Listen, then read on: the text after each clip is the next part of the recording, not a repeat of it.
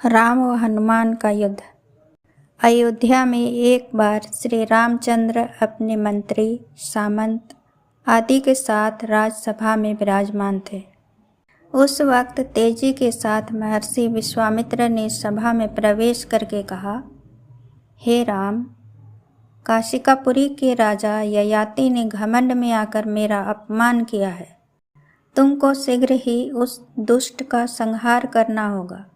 गुरु के नाते यही मेरी आज्ञा है। ऐसा कहकर विश्वामित्र तेजी के साथ वहाँ से चले गए। विश्वामित्र की आज्ञा सुनकर श्री रामचंद्र विस्मय में आ गए।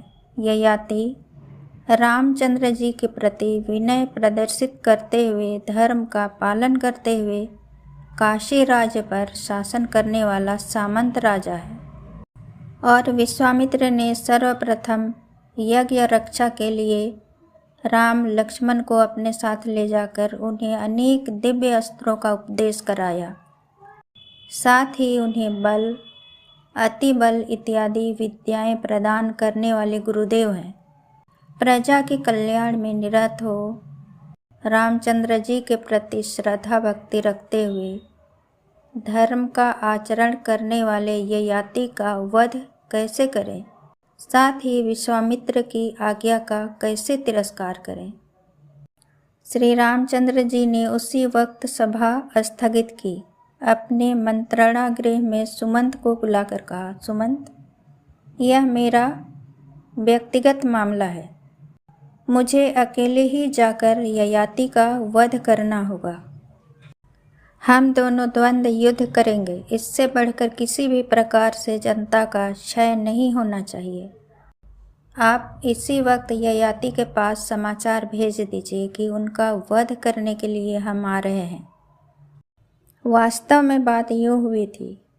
गांव की जनता ने काशी के राजा ययाति से यह निवेदन किया था कि जंगलों में से हाथियों के झुंड तथा अन्य जंगली जानवर आकर उनके गांव पर हमला करके अपार क्षति पहुंचा रहे हैं।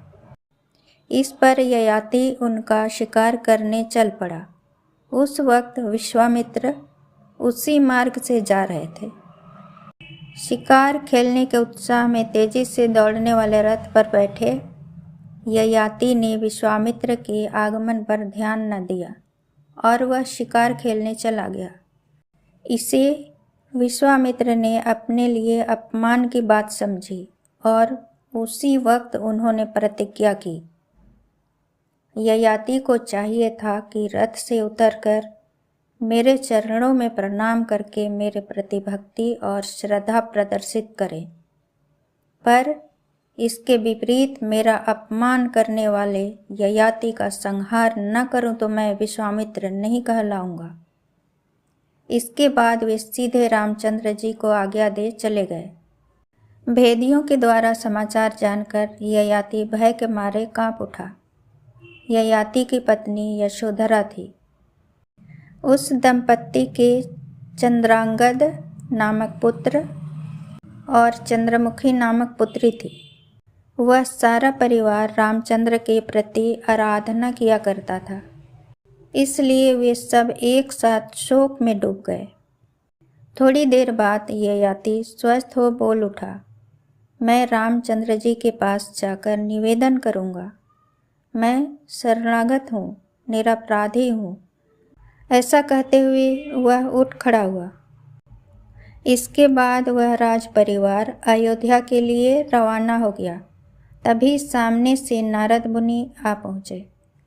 नारद ययाति को देख खिलखिलाकर हंस पड़े और बोले, हे भोले भाले राजन, लगता है कि तुम विपत्ति के समय अपने विवेक को खो बैठे हो। श्री रामचंद्र जी इस बात के लिए प्रसिद्ध हैं कि उनका वचन एक ही होता है, उनका बाण एक है। वे अवश्य तुम्हारा संहार कर बैठेंगे। अब सोचने का वक्त नहीं है। तुम इसी वक्त अंजना देवी के आश्रम में चले जाओ, उनसे अभय पाओ। हनुमान तो उन्हीं का पुत्र है, वह इस वक्त वहीं पर है। ययाति को नारद की बातें समुचित प्रतीत हुई। वह उसी वक्त अंजना देवी के आश्रम की ओर दौड़ा। उस समय अंजना देवी अपना ध्यान समाप्त कर उठने को ही थी। उनके कानों में ये बातें सुनाई दी। मैं शरणागत हूँ, मेरी रक्षा कीजिए। मैं प्राण के भय से अभय मांगने आया हूँ। उस समय अंजना देवी ने देखा प्राण के भय से हाथ जोड़कर ययाति कांपते खड़ा है। बेटा तुम डरो मत, मैं अपने पुत्र की शपथ लेकर कह रही हूँ, मैं देखूंगी कि तुम पर कोई विपत्ति न आएगी। ऐसा कहकर अंजना देवी ने ययाति को अभय दिया। उसी समय हनुमान गंधमादन पर्वत से वहां पर आ पहुंचा। ययाति ने माता पुत्र दोनों को साष्टांग दंडवत करके विनती की। मेरा नाम ययाति है, मैं काशी का राजा हूँ। रामचंद्र जी के प्रति भक्ति और श्रद्धा रखने वाला हूँ, मेरी रक्षा कीजिए। हनुमान को ययाति पर दया आ गई। उसने ययाति की भुजाएं पकड़कर ऊपर उठाया और कहा, हे राजन, अभी अभी तो मेरी माताजी ने आपको अभय प्रदान किया है, फिर भी आप डरते क्यों हैं? मैं भी प्रतिज्ञा कर रहा हूँ कि मैं अपनी माताजी के वचन की रक्षा करूँगा। इस पर ययाति बोला, ओ हनुमान, मैं कैसे बता सकता हूँ? श्री रामचंद्र जी अकारण ही मेरा वध करने जा रहे हैं। इन शब्दों के साथ ययाति ने सारा वृत्तांत हनुमान को सुनाया। हनुमान ने निश्चल भाव से सारी बातें सुनी। अंजना देवी ने यह कहते हुए विचारों में डूब गई, उफ, कैसी भूल हो गई है। मैंने यह समाचार जाने बिना वचन दे दिया है। इस पर हनुमान ने अपनी माता को समझाया, माता जी, अब चिंता करने से कुछ होने को नहीं। शरणागतों की रक्षा करने से बढ़कर कोई धर्म नहीं है। मेरे जीवित रहते इस ययाति की कोई हानि नहीं हो सकती। ययाति को हनुमान के द्वारा अभय प्रदान करने का समाचार अयोध्या में भी पहुंचा। रामचंद्र तथा सीताजी को भी यह खबर मिल गई। अंतःपुर पर खड़े सीताजी ने देखा कि यशोधरा 2 बच्चों के साथ राजमहल की ओर बढ़ी चली आ रही है। थोड़ी देर बाद महल के समीप पहुंचकर यशोधरा बोली, माता जानकी, मुझे भिक्षा दीजिए, पति भिक्षा दीजिए। सीताजी बोली, बहन, हमें मालूम हुआ कि तुम्हारा पति हनुमान के आश्रम में सुरक्षित है। तुम यकीन मानो, तुम्हारे पति के लिए कोई डरने की बात नहीं होगी। तुम और तुम्हारे बच्चे मेरे साथ यहीं पर रह जाओ। यूँ समझाकर सीताजी ने आदरपूर्वक अंतःपुर में उनके ठहरने का सारा प्रबंध किया। वे दोनों बच्चे सीताजी के साथ खूब हिल मिल गए। सीताजी के मन में संतान की कामना पैदा हुई। उन्होंने सोचा, ऐसे मेरे भी बच्चे हों तो क्या ही अच्छा होगा। रामचंद्र जी धनुष और बाण धारण कर ययाति का संहार करने पैदल ही चल पड़े। उनके पीछे तीनों भाई, उनके पीछे मंत्री तथा अन्य परिवार भी चल पड़ा। सिवाय रामचंद्र जी के किसी के हाथ में कोई हथियार नहीं था। रामचंद्र जी के निकट आते ही हनुमान ने सादर उनका स्वागत किया और अपनी अंजलि में स्थित फूल उनके चरणों के आगे डाल दिए। इसके बाद रामचंद्र जी के चरणों के आगे घुटने टेक हनुमान बोला, प्रभु, ययाति पर कृपया आप अनुग्रह कीजिए। ये तो निरपराधी है। दुर्बल को दंड देना आप जैसे महानुभाव के लिए उचित नहीं है। मैं इनकी तरफ से आपसे प्रार्थना करता हूँ, आप इन्हें क्षमा कर दीजिए। इस पर रामचंद्र जी ने क्रोध में आकर कहा, ओह, तो तुम मुझको उपदेश दे सकने योग्य बड़े हो गए हो। इन शब्दों के साथ राम ने हनुमान पर लात मारा। इस पर हनुमान प्रसन्न हो बोला, हे प्रभु, आपके जिस चरण के स्पर्श से एक शिला शाप से मुक्त होकर अहल्या के रूप में पवित्र हो गई है, उसी चरण के स्पर्श से मेरा यह शरीर इतने समय बाद धन्य हो गया है। अब मेरे शरीर में अपूर्व शक्ति आ गई है। ये शब्द सुनकर भी राम शांत नहीं हुए और क्रोधित होकर बोले, अरे वानर, तुम ये चिकनी चुपड़ी बातें बंद कर ययाति को मेरे हाथ सौंप दो। मैं अपने गुरु की आज्ञा का पालन करने के लिए यहाँ पर आया हुआ हूँ। हे प्रभु, आप यह जानने का प्रयत्न किए बिना अकारण ही एक निरपराधी का वध करने यहाँ पर आए हैं कि गुरु की आज्ञा कैसे अन्यायपूर्ण है। मैं अपने माताजी के वचन का पालन करने के लिए ययाति की रक्षा करने यहाँ पर खड़ा हुआ हूँ, इसलिए आप पहले मेरा वध करके तब अपना कर्तव्य पूरा कर लीजिए। ऐसा कहकर हनुमान गंभीर मुद्रा में उठ खड़ा हुआ। इसके दूसरे ही क्षण हनुमान का शरीर बढ़ता गया। इसे देख रामचंद्र जी व्यंग्यपूर्वक बोले, ओह, तुम इतने बड़े हो गए हो। मैंने नहीं सोचा था कि मेरे सामने खड़े हो जाने की हिम्मत रखने वाले वीर बन जाओगे। प्रभु, यह सब आपके चरणों की महिमा है। मैंने अभी अभी तो यह बात बताई है, हनुमान ने नम्रतापूर्वक जवाब दिया। इसके बाद रामचंद्र जी ने धनुष पर बाण चढ़ाया। हनुमान अपनी पूंछ बढ़ाकर घुमाने लगा। रामचंद्र के सारे बाणों को हनुमान अपनी पूंछ से रोककर फेंकता गया। उसी समय विश्वामित्र भी दौड़े दौड़े वहां पर आ पहुँचे। रामचंद्र के प्रत्येक बाण के लगते ही हनुमान अपने शरीर को बढ़ाता गया।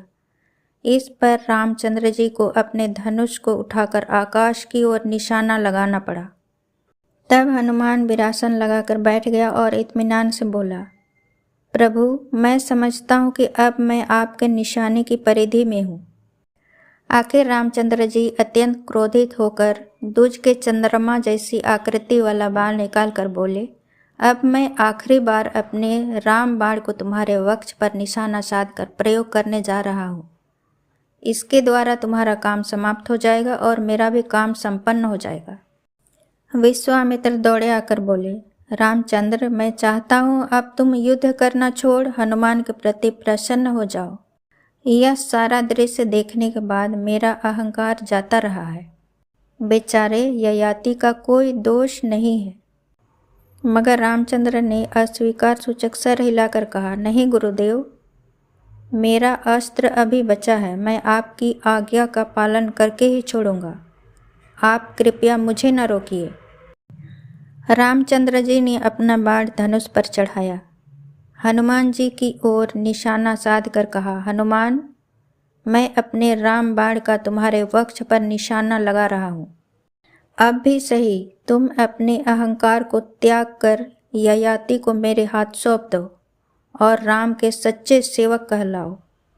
हनुमान ने इसके उत्तर में दृढ़ स्वर में कहा, मैं सदा रामचंद्र का विश्वास पात्र सेवक हूँ। शरण देकर त्यागने वाले क्षुद्र व्यक्ति आपका सेवक बनकर नहीं रह सकता। यह आपके लिए भी अपमान की बात है। आप शीघ्र ही अपने राम बाण का प्रयोग कीजिए। मैं हृदयपूर्वक आपके बाण का स्वागत करता हूँ। यूँ कहते हनुमान ने अपने दोनों हाथों से अपने कलेजे को चीर डाला और बाण के निशान के सामने हृदय खोलकर पकड़ा रहा। रामचंद्र जी ने अपना बाण छोड़ दिया। वह बाण हनुमान के कलेजे में घुसकर अदृश्य हो गया। उस वक्त हनुमान के हृदय में प्रकाशमान राम का रूप दिखाई दिया। इस अद्भुत दृश्य को देख सब लोग निश्चेष्ट रह गए। इस पर रामचंद्र जी ने अपना धनुष उतार कर कहा, हनुमान, तुम अजेय हो, मैं ही पराजित हो गया हूँ। इसके बाद हनुमान ने अपने कलेजे को चीर कर दोनों हाथों से जो पकड़ कर रखा था उसके हटाते ही कलेजा यथा प्रकार बंद हो गया। तब हनुमान सर झुकाकर रामचंद्र जी को प्रणाम करके बोला, प्रभु, इसमें विजय पराजय किसी की भी नहीं है। आपने अपने अस्त्र को मेरे हृदय में स्थित आपने ही ग्रहण किया है। वह आप ही के अंदर विलीन हो गया है। इसमें मेरा पराक्रम बिल्कुल नहीं है। विश्वामित्र ने आगे बढ़कर हनुमान को अपने आलिंगन में लिया और उसकी प्रशंसा करते हुए बोले, हनुमान, शरणागत की रक्षा करने में तुमने रामचंद्र जैसे व्यक्ति का सामना कर अपनी प्रतिज्ञा का पालन किया और तुम इस प्रकार सच्चे वीर कहलाए। वीर हनुमान शब्द तुम्हारे लिए सार्थक हो गया है। इसके बाद हनुमान ने रामचंद्र जी तथा सीता जी को प्रणाम किया। उन्हें विदा करके गंधमादन पर्वत पर फिर तपस्या में लीन हो गया।